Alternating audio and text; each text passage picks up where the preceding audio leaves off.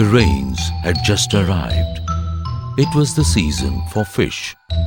All kinds of fish, especially the Hilsa, and a delicacy in the country. Everybody bought them, cooked, ate and discussed about Hilsa. The king was having a chat with Gopal.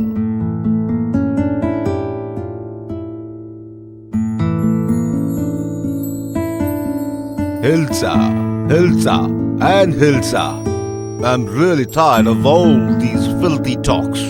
No matter where I go or whom I meet, everybody is perpetually talking about fish. But isn't that natural, Your Majesty? This is the Hilsa season, so people keep talking about it. I find the topic tiring. Can't you do something to stop people from blabbering about Hilsa? But sir, I'm not clever enough to change human nature. I could manage it for a day, perhaps. Very well. Stop people from mentioning the word Hilsa for a single morning, and I will give you a reward. Done. No one is going to mention Hilsa tomorrow, or any fish for that matter. But when the king arrived in the court the next morning, there was no Gopal to be seen. He frowned. Now all the fishy talk would begin the moment he gave his subjects leave to talk. Gopal ought to have been present to keep his word. The king felt really annoyed. But before the king could sit down, there was a minor sensation. A fat, hefty woman with long hairy arms and big feet ambled into the court in a bright red sari, her head covered with her sari.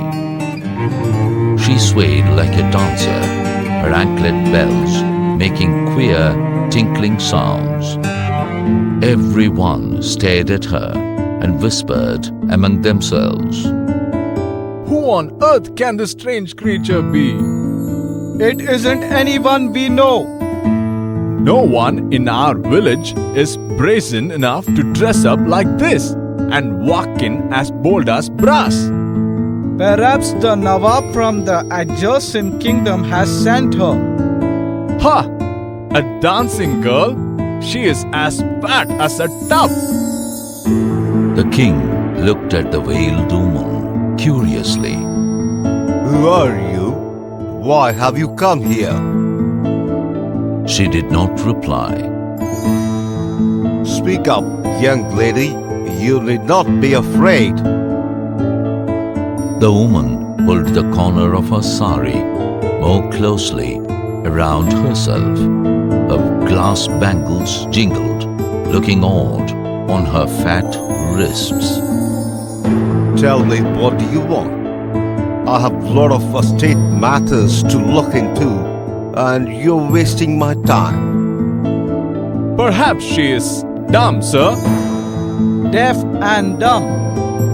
I guess she is an orphan.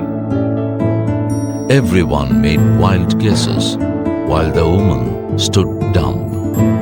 The only sound she made was the tinkling of her anklets and the jingling of her bangles.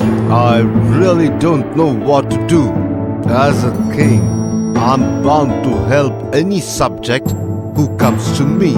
But how on earth do I help if she does not speak? A number of suggestions followed. People in the court tried several methods to make her talk, but no one succeeded. Only suppressed giggles issued out of her, and she stamped her feet and shook her hands. Are you crazy? The woman shook her head. Are you deaf? She shook her head again. Do you think this is a joke? She shook her head once more And so it went on the whole morning. The king was fed up with her. Enough is enough. I'm tired of you. Come back tomorrow, but make sure you bring someone who can talk for you. He can explain your case to me. I will look into it then. The king got up. Everyone got up with him. They left the court one by one.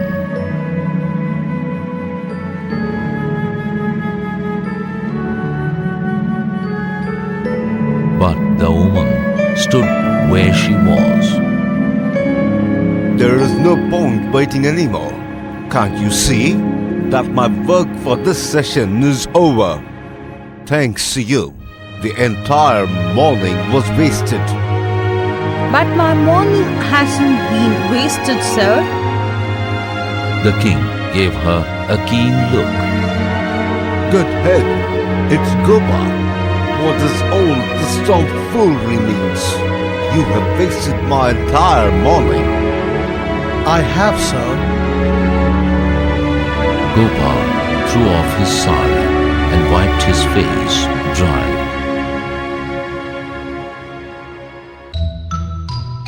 You know you have. I had so many important things to attend to, and none of it got done because of your strange joke. But, sir, no one so much has mentioned Hilsa this morning. Isn't that what you wanted? Well, I did, but I distracted everyone so completely that no one remembered anything about Hilsa or any other fish. and you made such a spectacle of yourself. All those bangles, anklets, and the sari.